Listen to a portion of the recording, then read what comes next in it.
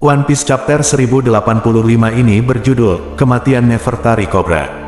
Pada halaman sampul terlihat Franky memimpin beberapa bayi penyu ke laut. Chapter dimulai dengan Raja Cobra yang seolah tak percaya bahwa ada satu orang yang duduk di singgasana dan mengatur pemerintahan dunia, yaitu Imu Sama. Lalu Imu berkata, aku punya dua hal untuk diberitahukan padamu dan satu pertanyaan untuk ditanyakan.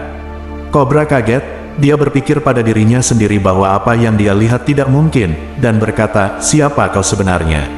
Aku mengenali nama Imu, dan aku yakin ini bukan kebetulan. Di antara 20 raja awal pemerintah dunia di sana ada nama, tidak usah dicari tahu. Namun apa yang ingin kau ketahui akan terungkap, ucap Imu memotong pembicaraan Cobra. Pertama, mengenai itu adalah orang-orang yang pernah kita lawan pada masa lalu. Yang muncul dalam berbagai insiden beberapa tahun terakhir, tidak lebih dari cangkang kosong yang gagal dalam memahami arti dari nama mereka sendiri. Akan tetapi, semua ini karena kesalahan Ratu Lily dari 800 tahun yang lalu. Jika dia tidak melakukan kesalahan pada hari itu, Poneglyph tidak akan tersebar ke seluruh dunia. Melepaskan semua Poneglyph, bukankah itu suatu kesalahan? Atau semua itu sudah direncanakan? Saat Imu berbicara, Gorosei mengeluarkan senjata dan mengarahkan pada Cobra.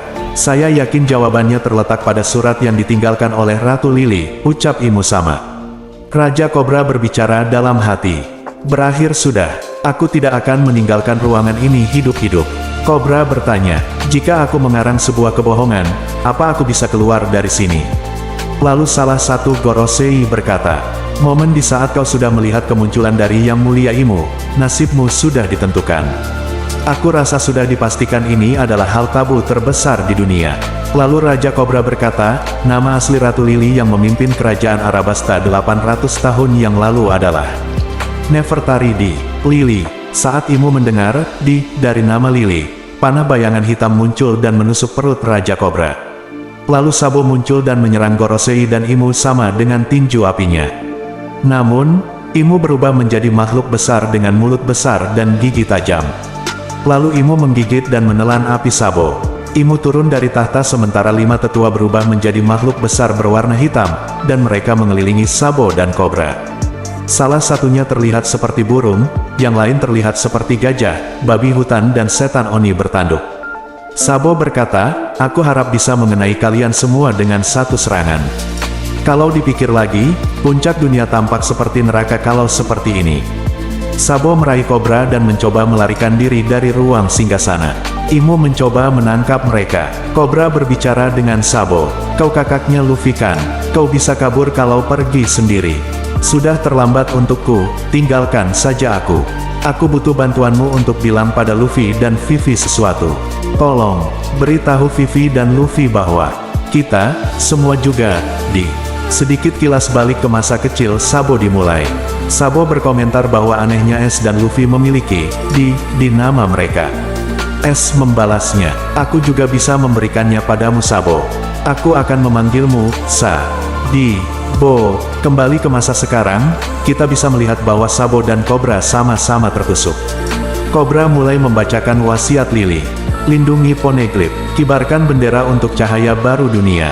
Nefertari Lily. Cobra berdiri dan menghadang serangan Imu untuk membiarkan Sabo kabur. Kemudian adegan dipotong menjadi beberapa detik kemudian. Terlihat Raja Cobra tergeletak di lantai, dan dia sudah mati. Wapol melihat semua yang terjadi melalui lubang di dinding. Imu memperhatikan Wapol memata-matai mereka. Wapol menjadi panik dan mulai memakan dinding untuk melarikan diri. Wapol berkata, seharusnya aku tidak melihat ini. Setelah itu, ruang rapat referee menerima pesan yang mengatakan bahwa Raja Cobra dan Raja Wapol tidak akan bergabung lagi dalam rapat. Di ruangan lain kita bisa melihat Vivi telah ditangkap oleh CP0. Di ruangan itu ada Lucci, Jabra, Khalifa dan anggota CP0 lainnya yang kita lihat di chapter-chapter sebelumnya. Jabra merangkum hal-hal lain yang terjadi di Mary Joyce. Setelah insiden melawan Saint Charles, Leo dan Sai mengumumkan bahwa mereka adalah bajak laut di bawah bendera kru topi jerami.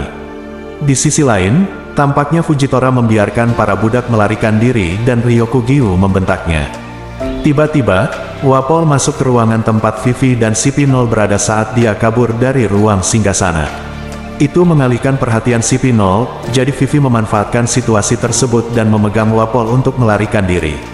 Chapter berakhir dengan Vivi dan Wapol melarikan diri. Wapol berkata, "Saya akan lari ke ujung dunia, di mana tidak ada yang bisa menemukan saya. Bawa aku bersamamu," ucap Vivi, dan mereka kabur bersama.